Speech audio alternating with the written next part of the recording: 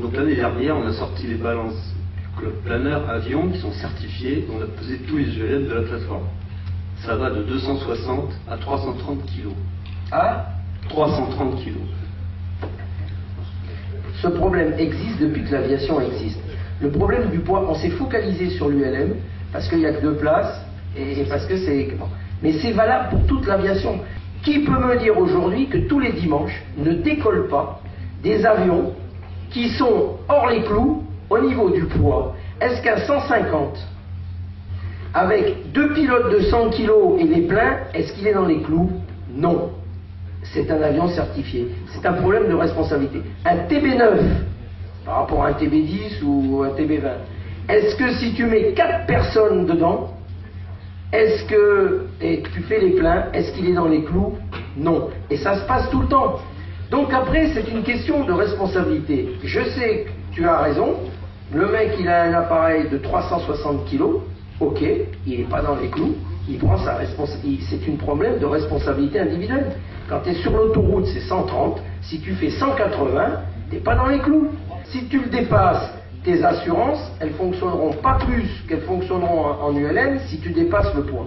Il y a un moment donné, on est bien obligé de dire, c'est un problème de responsabilité. Chaque année, il y a le sujet, et puis c'est tout le temps, et je reconnais que c'est un problème, mais c'est un problème de responsabilité individuelle. À force de dire, vous voyez, les appareils, les machins, les trucs, mais on va forcer l'administration à revenir à un système non déclaratif.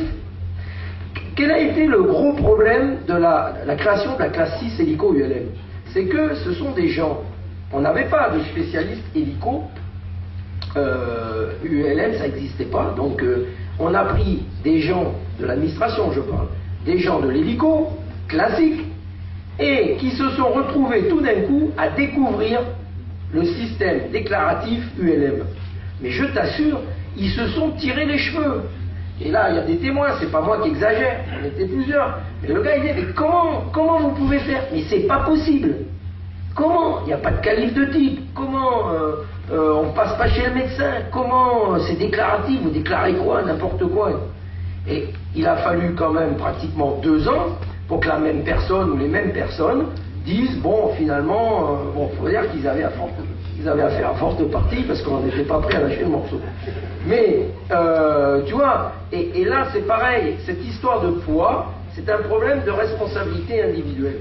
Moi déjà ce que je conseille, c'est que quand les gens veulent acheter un appareil, et notamment des multi-axes, des autogires, bientôt des hélicoptères, c'est avant de donner le chèque, c'est de peser, là par contre, fasse la pesée devant soi. Les Allemands notamment, et c'est là que c'est dangereux, ils n'ont pas arrêté de dire tous nos ULM, ils ne sont pas dans les clous, alors que c'est les fédérations, les 2 fédérations, le Deutsche Aero Club et le DULF, qui ont une délégation de l'État pour faire passer les brevets, moyennant finance, et pour passer entre guillemets, la mini-certification.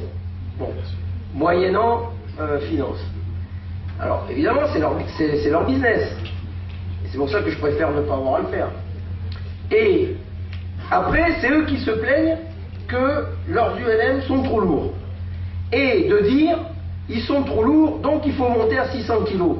Alors qu'on savait que les 600 kg, c'était assurer la réglementation genre LSA, dont on sait ce que c'est aujourd'hui.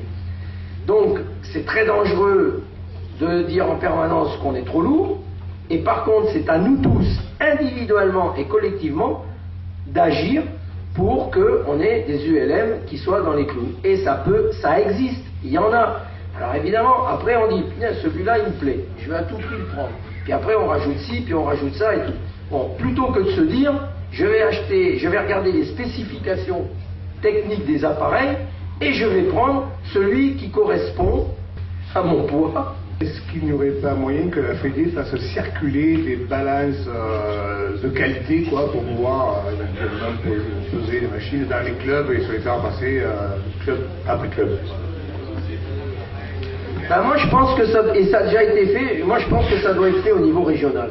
Parce que nous, avoir une balance à Paris pour la faire circuler partout, ça va être très compliqué. Les comités Mais pourraient- au niveau régional, ça pourrait être fait.